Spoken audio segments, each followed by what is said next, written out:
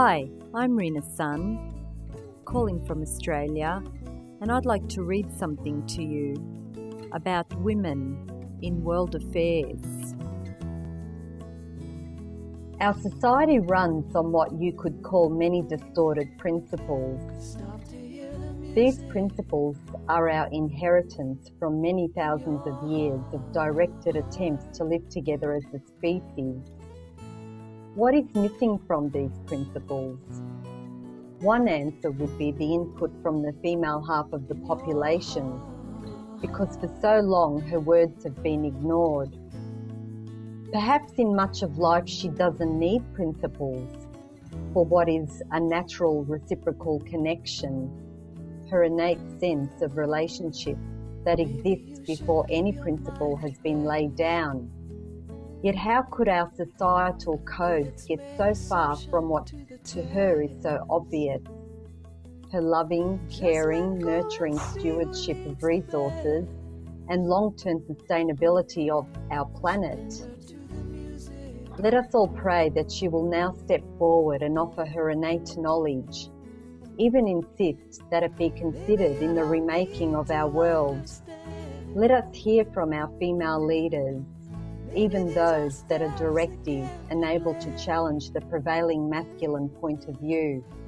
Let us understand what is in her heart, what she intends for these nations, and what is her promise to her sons and daughters and all the future generations. These are questions I've considered the past years, and I will be discussing Unleashing the Feminine Creativity with Julia Schlosser today. Julia's in Europe. Hello, Julia. Hello, Reenah. Hi. Nice to be here with you. Yeah, lovely to be with you. I first came across you a few years ago, and I would see you sitting in videos with Florian, and I always would recognize your power of holding the space, shall we say, and you know, a very embodied, and some people had a perplexity about this, and I was wondering how it was for you. Yeah, that's actually really an interesting question, Reenah. Because I can see that people who would see me sitting in front, not most of the time not speaking, that people could get confused. Why exactly is she sitting there?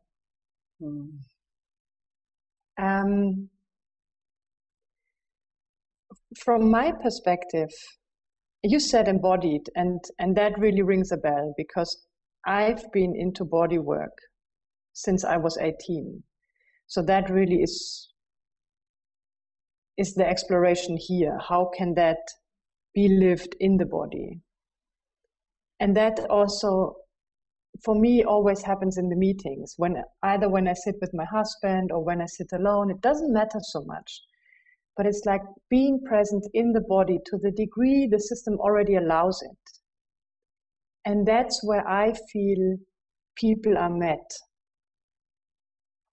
Yeah, they are felt inside. We might even disagree on a story level or whatever. I don't mind so much if we disagree or not. But that is something that is very beautiful to me, that meeting. And that's what I also hear from people, that it seems to allow a sense of safety, a sense of being met, a sense of it's no matter what happens, it's okay. Yeah. And I really enjoy just sitting like that. I don't need too many words. When we are together, I'm quite happy that Florian talks, and I can be quiet. Yeah. So now you've moved into more expression. So from holding a space and sitting in silence, it somehow evolves into you sharing now and sharing yourself. Yeah. And that for me really is both. It's beautiful, and it also is challenging. It's beautiful in that sense because I can try to say what I want to say in my own words, which are very different to, for example, Florian's words. Challenging in that sense that it is an ongoing exploration how it can be expressed what is felt inside. So I'm noticing that I'm rather slow. I need a little time to translate what my body tells me into words. And I quite often feel I need to double check if that makes any sense for you. Oh, yes, it makes a lot of sense for me. I feel in a similar place. I am just coming into my expression too. And I find that when I'm in a group with a lot of people, particularly strong talkers, it takes me a while to find my words and to find my expression. Yes. So I usually end up holding the space and receiving, because by the time it sort of formulates and comes out, the next person exactly come in. And so we all have a different way of expressing, and so it's just allowing a patience for myself to allow the words to arise and to express. So yeah, I can very much relate.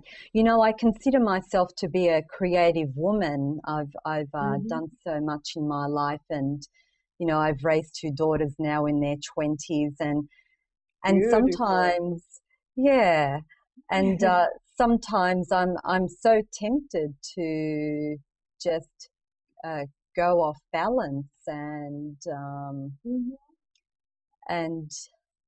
I think just sort of lose my focus somehow. And how do you find that? How do you find expressing your creativity? That's actually a quite profound topic, I feel. It's quite a profound question that you're placing there. And I can imagine that depending on the wiring we got, it's different for women. So I don't want to put it on the wiring, but I want to include the wiring. Let's put it that way. So in my example, as I grew up in Germany, the focus in my system was on work, very much on work, on performance, on work. That's a very German wiring. First you work and then you take a break. So in that, creativity is always secondary. And it actually, as long as we are not aware of it, it actually is a quite painful focus.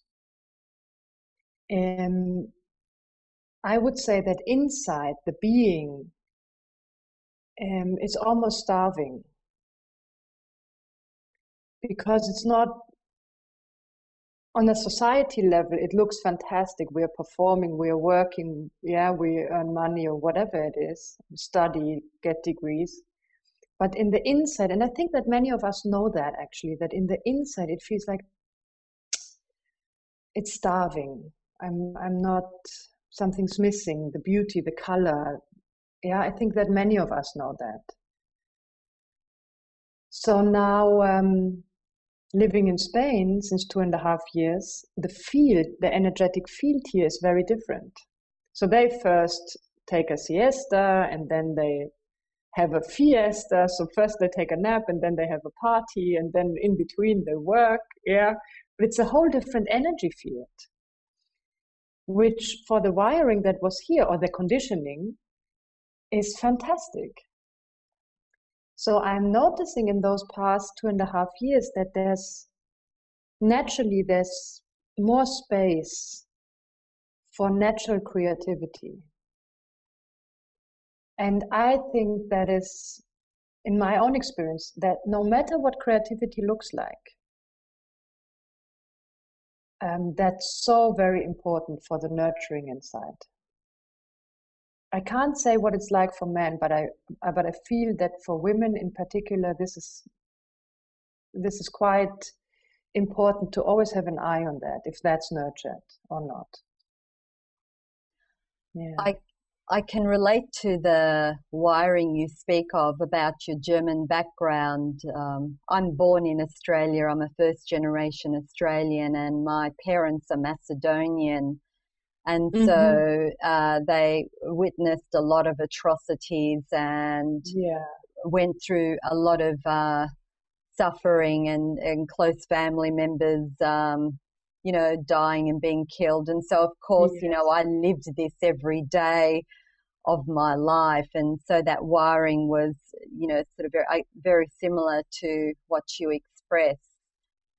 So, and that's really my exploration, to honor what our families went through and what we went through, without getting stuck in that story, but at the same time not using any concept or creativity, as we are speaking about creativity, in order to get away from it. You see, it's like this delicate dance to honor, like here, there's generations of war. Yeah, like my parents still being born in war and my grandparents still being in war and stuff. So that resonates even in me. Of course it does. Like just what you said. Yeah, and how to honor that and still move on in beauty. Beautifully said, because I feel it's important to honor it also. And I use this by feeling things when they arise as an access point, if you like, an access point to, I feel it, and then I can inquire into it, so that I don't have to carry that conversation, if you like, with my daughters so much, but being able to feel and inquire, and then somehow it disperses and brings me to really what is here now. Yes. And what's here now for me as a woman is my innate knowing. And I think that's where a woman's power lies, her innate knowing. Yeah. I mean, it has many, many, many nuances. And for quite a long time, I thought that not being able to stand my ground, let's put it that way for now, to stand my ground, was a personal defect. But really, when we look back, I mean, it's been hundreds and hundreds and hundreds of years where there was not that space to, as you said, to access that knowing, or in my words, for women to stand their ground. So it also that resonates in us. So I feel both men and women at this point in time are actually pioneers. We are pioneers to find how can we live in a balanced way. And it needs something from both parties. Yeah, it's not, we need each other in that dance. And to me, that's a very exciting exploration. Indeed. So where are we powerful as women? Yeah. How could we speak about that?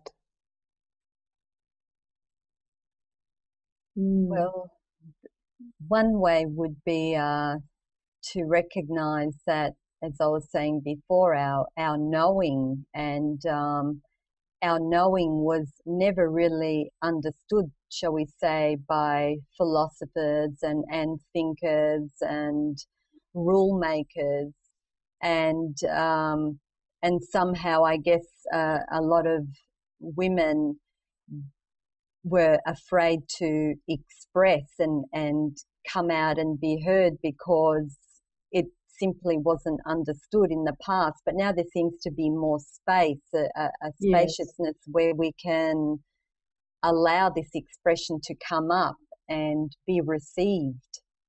Yes. Just while you were speaking, Reenah, it occurred to me that the way I experience knowing is more on a sensing level. So, yeah, that seems to resonate. Cool.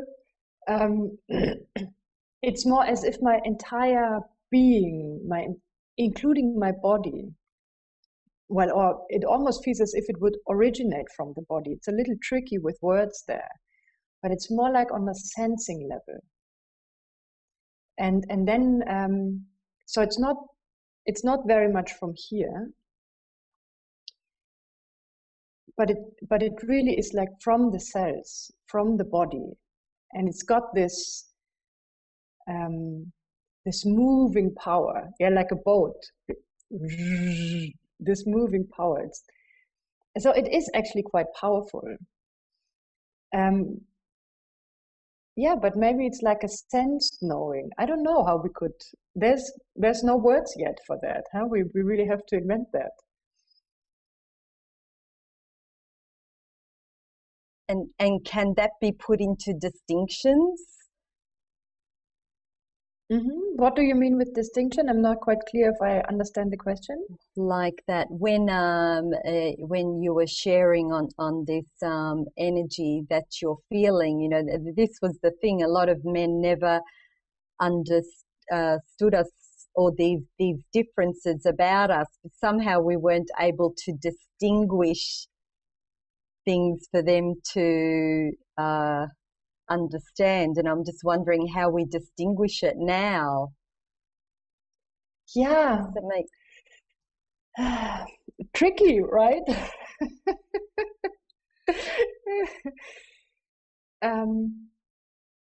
I'm noticing in being together with my husband that we don't necessarily need to understand the functioning of each other. Not necessarily all the way through, yeah? But we still feel each other. So, and as I feel that I'm not exactly very good and precise with words anyway, I kind of have to trust that he feels me, yeah? And that seems to be a more reliable source or more reliable ground than trying to make each other understand. So I'm shifting we are shifting the realm, like where's the reference point? So it's not that we understand each other, but that we feel each other. And there we know if it feels right or if it doesn't. We might not be able to distinguish in very precisely, but we know the overall sense is like, yeah, that's good. And that might be enough. For us, it's enough these days. Mm-hmm. Does that resonate? Does that make sense? Yeah, that completely resonates. And I guess I just inquire for myself how I can put this wisdom into a distinction out into society, you know. Yeah, so this is just some exploration that I've been looking at words, because I've never been really good at words, you know. I've always been such a feeler, and expression in words has always been the challenge. So, yeah. And I mean, you see, I ran a seminar a couple of weeks ago, and there was one lady, and she said, I would come back because of what I feel here. For me, it's not about the words. I've heard those words, but what I feel here is something unique. So maybe just coming to my mind while I hear us speak, maybe it's not even necessary that we express ourselves verbally so perfectly, so clearly, yeah, because we feel each other. And that is felt by others as well, who feel then drawn or not. So I like that feedback of that woman who said, I've heard those words, but what I feel is unique. And I completely resonate with that also, and can relate to that as a woman. And yet in society, to somehow bring something into society, because right now all our societal structures are, shall we say, it's pretty obvious that they're not really working so great. And I'm just wondering how our feminine creativity can be unleashed into these structures. It's I mean, I don't know. I'm just asking, and I'm just putting it out there, you know. Yeah, and it's a very interesting exploration. And as I said, I mean, I feel like we are all pioneers. So we got to share what we tried and then see if it works again and see how it feels and if it creates more beauty, and then start from scratch. Yeah. So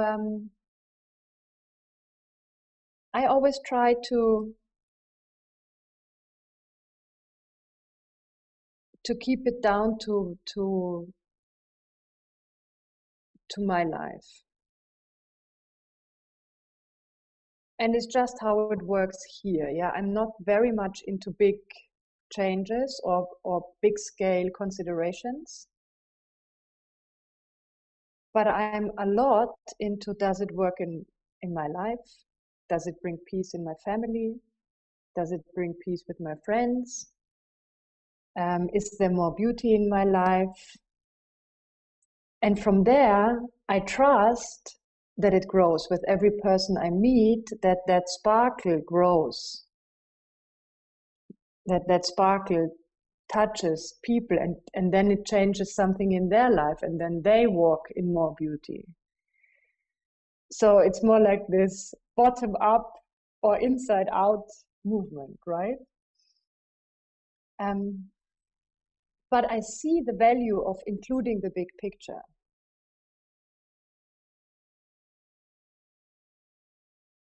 But yeah, I just feel it can be very tricky to, it's a fine line to not get lost in the big picture. Yes, yes, indeed. So, well, so we look at where we are powerful, and what I mean by powerful is our exploration and where we're effective in our life, so to speak, as women, like you're saying, all those wonderful questions that you ask. And, you know, we seem to be really good at that. And it's very natural for us. You know, I was a single mother, and I've lived several years on a community, and we were very close bunch of women over there, and there were men on the community also, and there was a real naturalness with us where we, you know, women would be very affectionate and very, you know, touching, probably more so than what men are, and we would support each other, you know, with our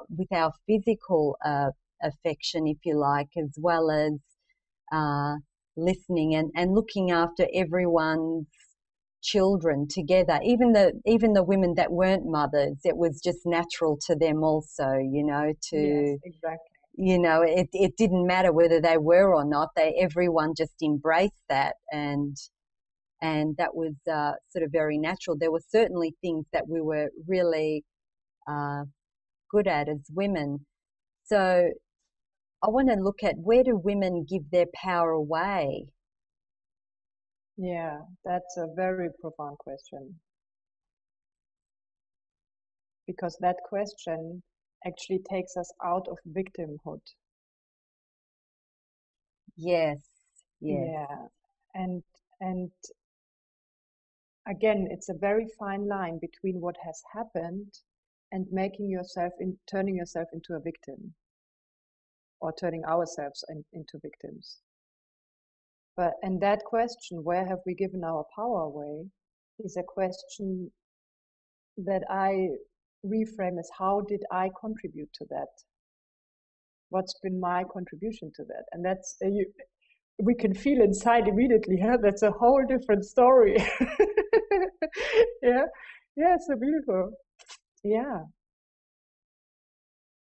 I mean, what I can see for myself, and that might be interesting for one or the other, um, there was a habit.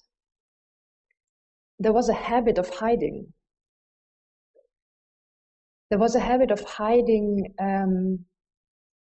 And then when you got a strong partner, for example, I mean, you can hide in work, you can hide wherever you want there, but in my case, if you have a strong partner. I can relate to that, Julia.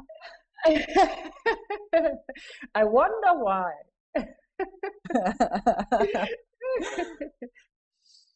But I mean, when I saw that, so there was this double movement. I was hiding in my example behind Florian, but at the same time, when I thought he didn't do a good job, I was like, dong, dong, dong, dong, dong, dong, dong, you didn't do a good job afterwards when no one would see us, right? And at the same time, I would complain that he never gave space. But you could see, I mean, that situation it's like nuts. There's no way out. He could have given as much space as he wanted, but my system wasn't ready to show up. Yeah, the impact of being seen and show up with all my talents, all my flaws, with everything, was still too much for my body. So I was hiding but complaining, and that obviously is a part of how I contributed to staying small. Yeah. I can very much relate to that, Julia. You and I, we're like twin souls, you know, such similar Yeah. journeys, you know, and particularly in the hiding, I can relate to that. You know, it took me so long to even come out on video and allow myself to be seen, and to even look at myself and see what I sound like and see what I look like. And I'm so tempted by my self-critic that sometimes I prefer to hide in what I call a perceived safety and a perceived peace than to really come out. You know, I've been doing some hangouts with groups of people on the Eckhart Tolle forum, and it's been a really interesting journey because everybody there is really beautiful and really lovely when you meet them, and can share such powerful spiritual insights, if you like. But when they were invited to come on video, the majority of the people invited just can't seem to make it there because of a justification and self-critic, which I can completely relate to. It took me 9 months to come here to video and to even dare ask a question and to want to talk to someone about a conversation of a possibility. Yes. And I love that courage in all of us. And I love that courage. And there seems to be something happening in time, because you see that courage is happening. It's like flowers in spring. It's popping up everywhere. I see so many, as we're speaking about women, so many courageous women out there. And my best friend and I, she's very courageous also. She had developed her own work. But then she comes back from a talk, she goes like, oh, why am I doing that? Why am I not staying at home in front of the fireplace and just not showing up anymore? So it's totally what you were saying. Yeah.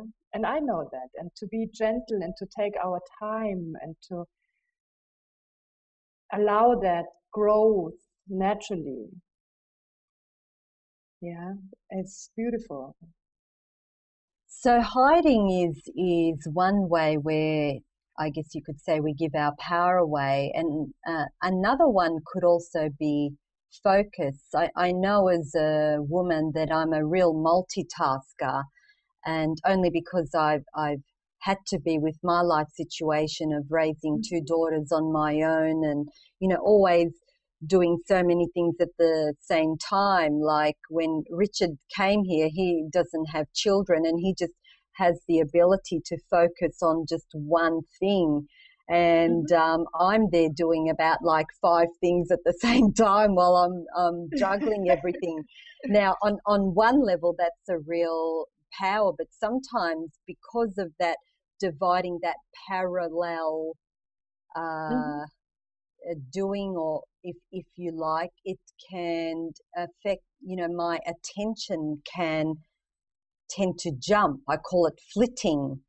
My Yeah, attention I can, get and that. so I've noticed this in sharings with other women in groups, that somehow we tend to lose our focus. Is that something you've ever come across or can relate to? Or I would approach it from a slightly different angle, and let's see if that makes any sense. For me, there was a certain restlessness in my body that I was not even aware of. Because you can also tell from the videos, it feels like, and it felt and it looked like resting.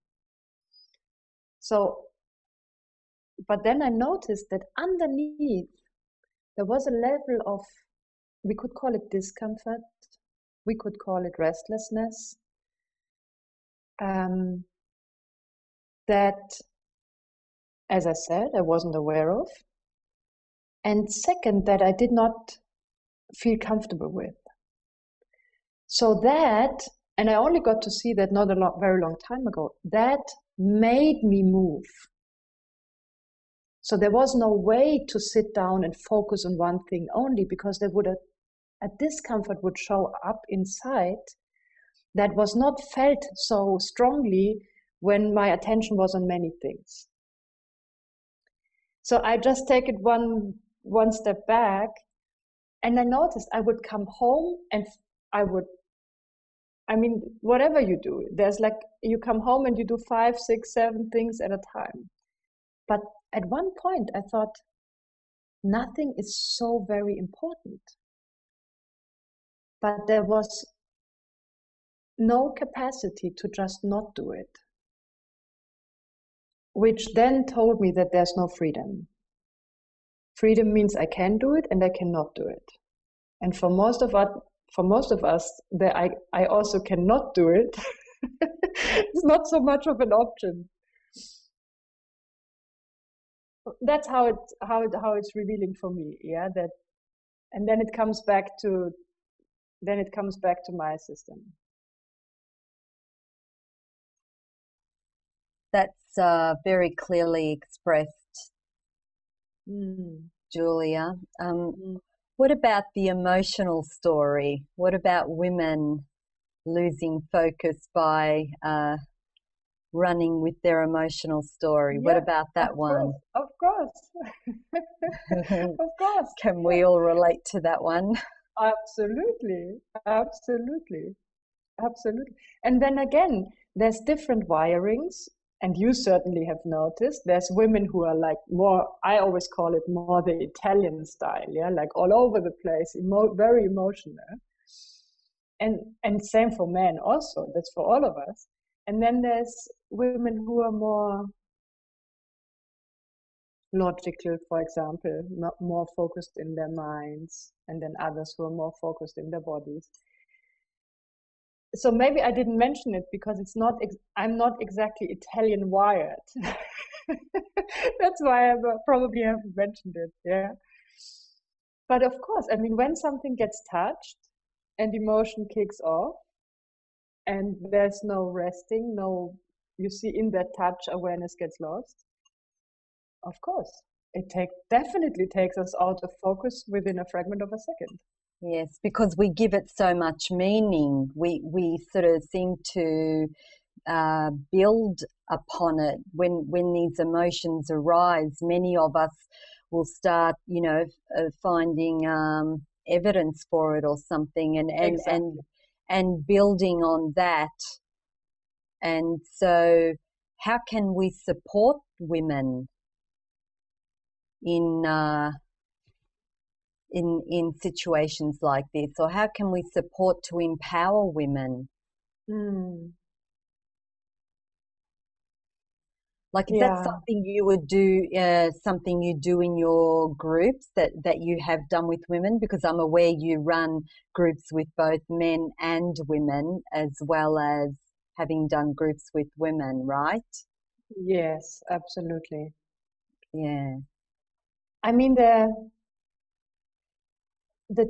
biggest support, as far as I know, is to be present with each other. Because there's absolutely nothing wrong with buying into an emotion. There's nothing wrong with buying into a story. There's nothing wrong with buying into a physical sensation. In any way, it just happens. I mean, it's faster than light.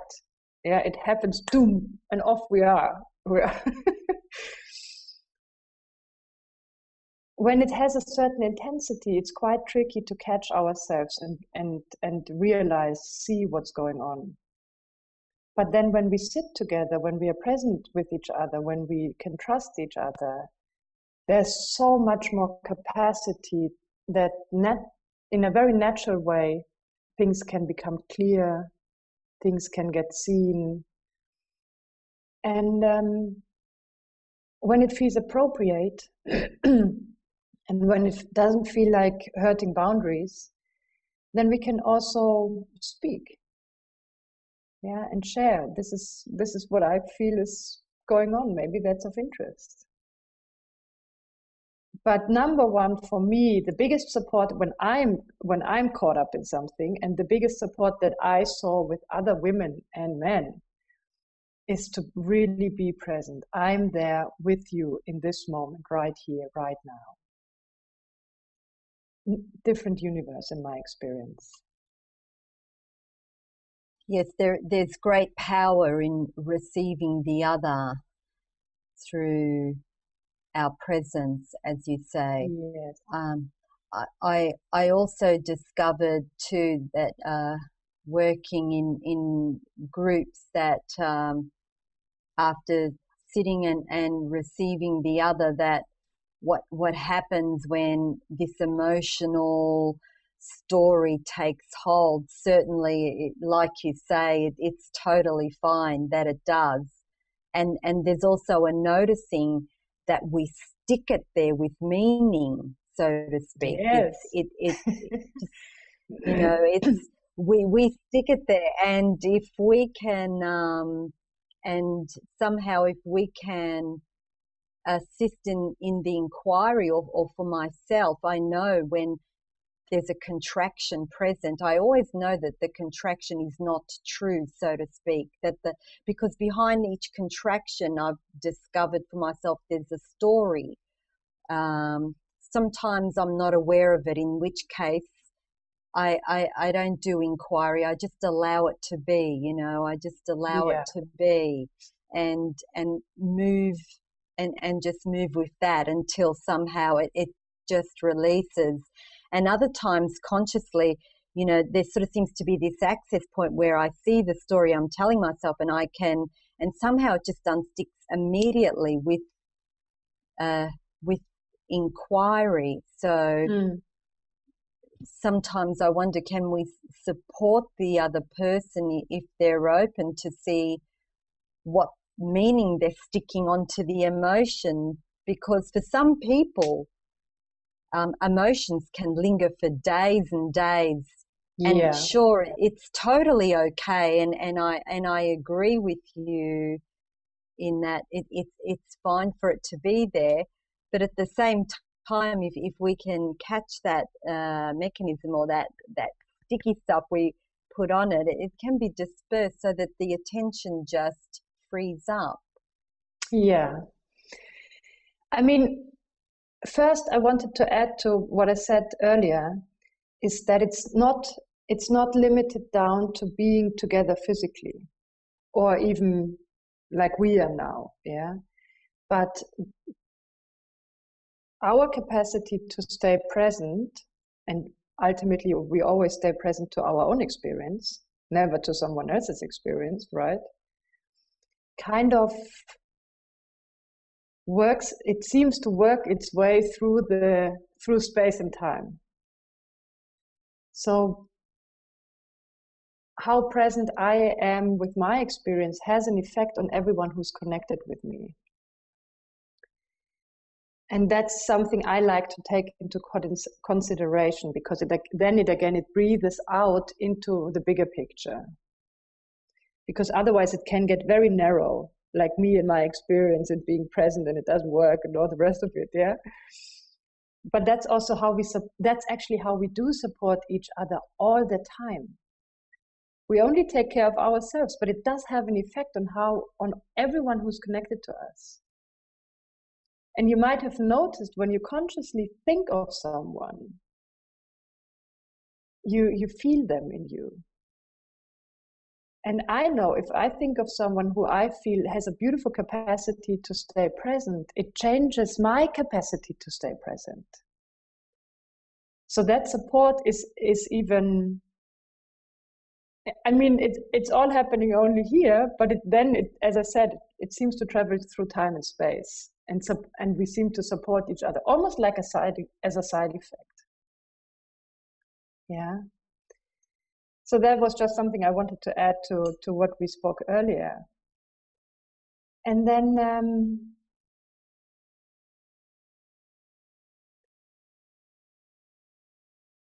I would say, regarding the emotion and the meaning we stick on it and how long it lingers and all the rest of it,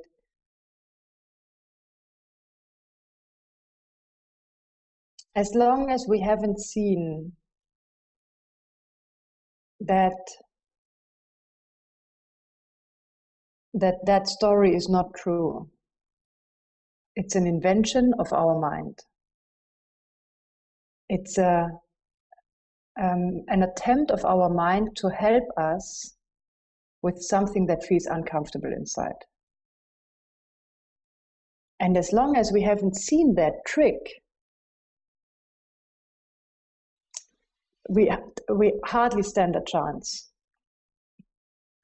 So to see that magician here doing that trick all over again, and that's the point of presence, to see it, isn't it? I mean, it's a realization that happens once, of course, to see it. And I always like to say, once you see the sky to be blue, no matter what people tell you, inside you know with every cell of your body, the sky is blue. There can be clouds for the rest of your life. People can tell you it's green, but you've seen it to be blue. And I like that metaphor. Once you really saw, the mind's fooling you. Not in a bad way. The mind's really trying to help you. Only it never worked. Okay, so let's stop buying into that story after X years of doing that. So we still can get caught once in a while, because it's a good magician, right?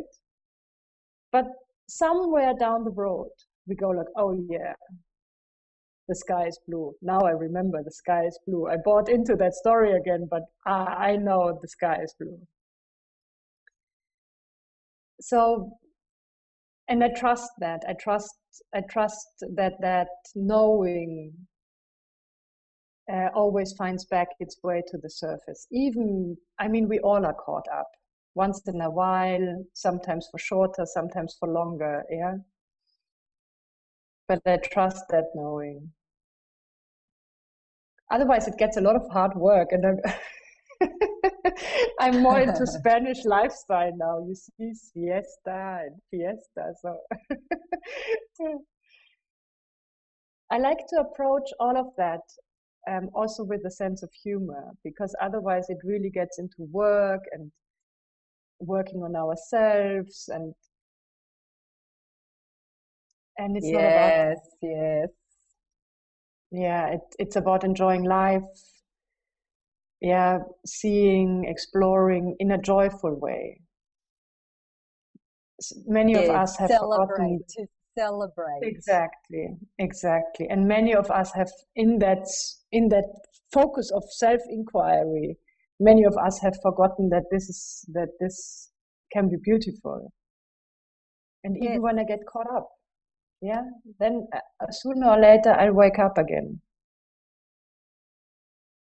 Indeed, we forget the celebration sometimes, and that's a wonderful way to support each other, isn't it? Through celebration, also. Absolutely, yeah. Celebration, beauty, humor, love, whatever resonates. Yeah, absolutely.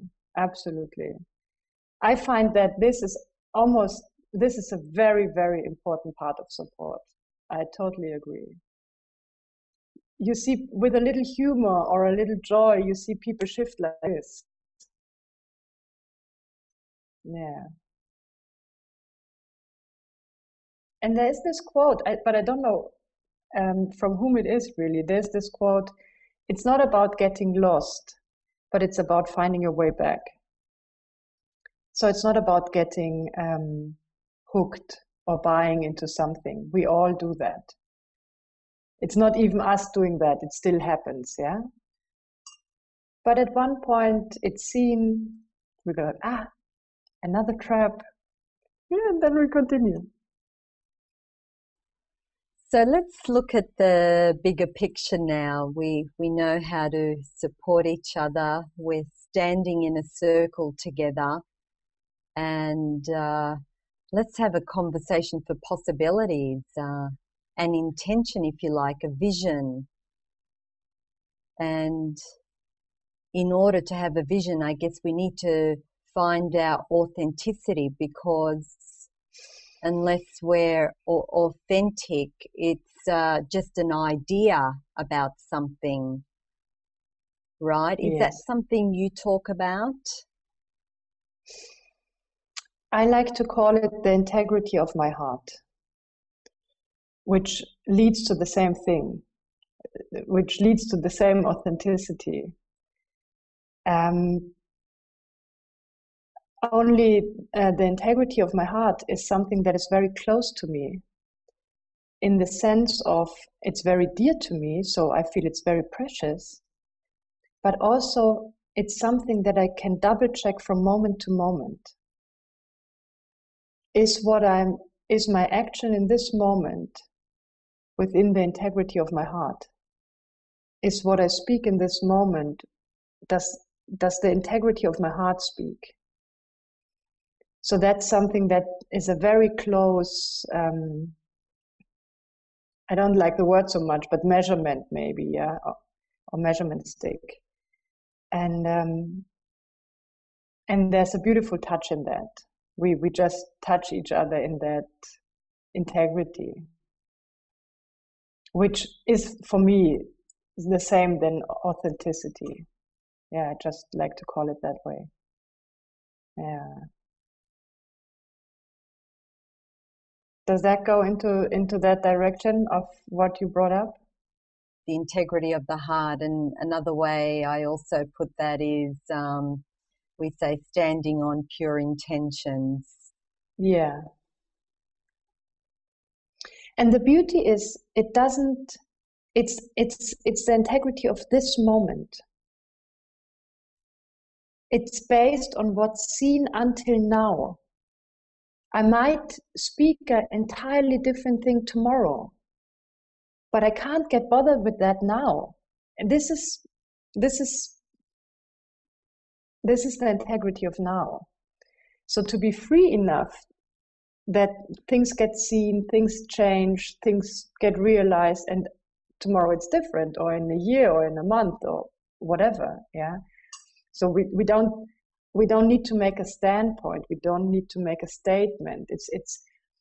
That's actually something very female, I feel. It's more like a river. It's very fluid.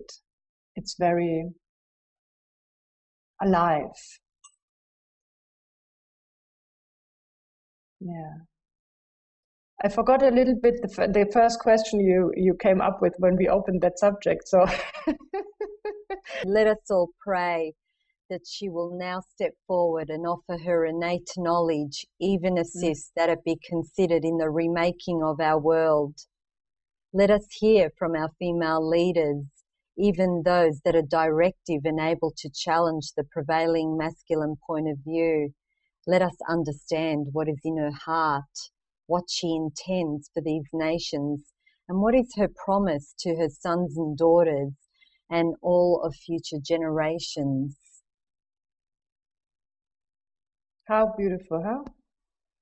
So I was just thinking about a vision, and that vision coming from integrity of the heart. Yeah.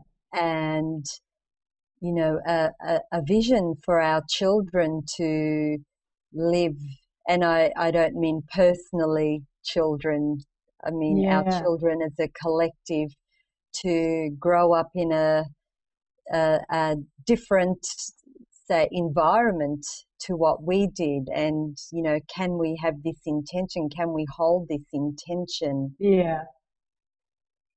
Absolutely. From that space that you speak of, from the integrity of our heart and standing on pure intentions. Yes, absolutely. And to me, that really it's a natural consequence. It's from that integrity of the heart, from that authenticity, that intention. It's a natural consequence. It's not even an intention that I put out there and try to live up to that intention. That would be kind of outside in, right?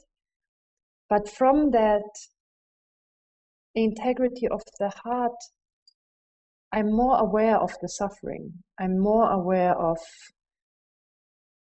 how I am with future generations. I'm more aware of how I contribute to this planet and how that will be left to future generations. So it really is like a natural consequence that the picture is bigger than only me, myself, and I. I love it's very beautifully put, Reenah. It opens the space again to the world, to everyone, to the universe. Yes, it's time for us to come out of hiding now. Yes. Very gently, everyone in her own pace. Yes, very gently. And that very gently. And that does have a huge impact on the man also. Also, as far as I can tell, in a very, very positive way. Because their systems can also release stress. Very much so. That's a really good point. That's a really good point, Julia. Do you want to say more about that? I mean, it's just obvious. Everyone did the best they could, given the history, given everything. And holding it all up and needing to be the one who knows the way and is a very stressful place. It's a place of overwhelm, actually. So sometimes, but that we can only see when we don't consider ourselves victims. We then can also see the price that men are paying and had to pay. And it is, like you say, I believe it is a relief for them to see the feminine creativity coming out. It's just a complete relief to their system. Absolutely. even if Absolutely. some resistances may arise. But it's been, you know, I think it's been a no-win situation for everybody, really, with Yes.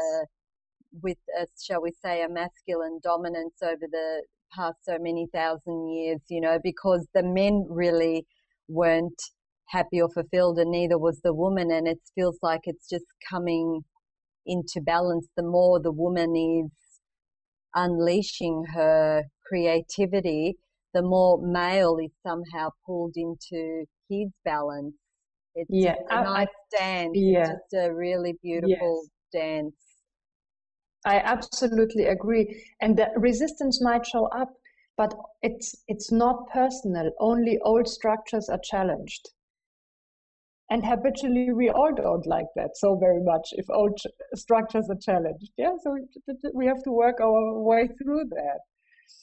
But only in my relationship, I mean, I see such a big shift. There's so much more capacity for Florian to rest, which is obvious because before, for him, it must have felt as if he has to carry two people. So now I'm more present, and then he can be carrying only himself and not also me. And that's just very briefly spoken. It has, we are feeling many, many, many effects in a beautiful, releasing way in our relationship. Yeah, and it's not just relationship, and I think it's sexuality also, but that's a whole nother subject, right? That's a whole new That's yeah, but I but totally agree. I mean, it grows into every single aspect of our life. It's a new life. And you see, it's a little thing shifts inside and it has quite big consequences or consequences. It shifts life quite profoundly. So it's good to take it slow and gentle. Yeah, we all have to adjust to that new situation. I totally agree. It shifts sexuality big time also. Yeah. Hmm. Yeah. But that's a whole new subject. Sexuality is a big field. oh yes, it's Yeah. a big field, a conversation I would love to have with you one day. Yeah. Actually, it'd Beautiful. be lovely to share Yeah. on that. Yeah. So That's also very rich for everyone. There's so much pain there, and absolutely, yeah. yeah, Mm. so we've looked at where we stand tall together as sisters, and we've looked at also, you know, where we give our power away and how we can support one another. Yes. And we also shared on the integrity of our heart, and certainly I feel the integrity of your heart, Julia, and Mm. and I receive that very deeply. Beautiful. Very Mm. nice connection here Yeah. around the globe. Yeah, around the globe. Australia and Spain meet. Yeah, yeah, yeah, yeah, yeah, Yeah. yeah. And yet here we are together here in the same room. It just feels like you're sitting in the room here with me. Absolutely, absolutely. Mm. And there comes a picture to me that's accompanying me since many years, which I would like to share. It to me that feels like there's candles all over the world. Yeah, like there's one candle here in Spain, and then there's one candle back in Australia. So it's like these sisters or friends or and and that to me is a picture that when I inside see that world with all those little candles of people of the same interest, of people who honor their integrity, all that we spoke about. That feels like a support network that's always available. I only need to tune in and to be aware of that ocean of candles that truly is around the globe. Mm. Mm. in your heart.